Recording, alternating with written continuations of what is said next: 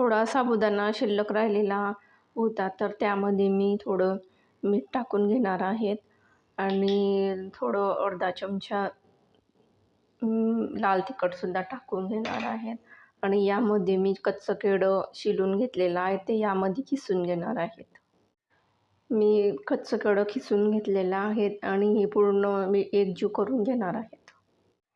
हे मिश्रण केल्यानंतर त्यामध्ये मी थोडंसं शेंगदाण्याचं कूट टाकून घेणार आहेत आणि हे पूर्ण एकत्र करून घेणार आहेत.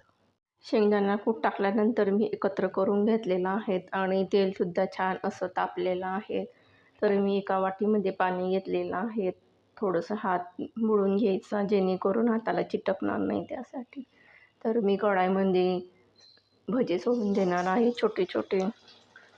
तुम्ही तुमच्या आवडीनुसार सोडून द्यायचे. कच्च्या केळीचे आणि साबुदाण्याचे भजे खास उपवासासाठी रेसिपी. तर ही भजे मी छान असे लालसर होऊ देणार आहेत.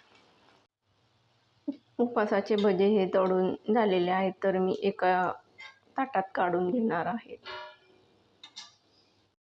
केळं आणि साबुदाणाची भजी तयार झाली आहेत मिरचीसोबत खाण्यासाठी. लाईक करा, शेअर करा, सबस्क्राईब करा.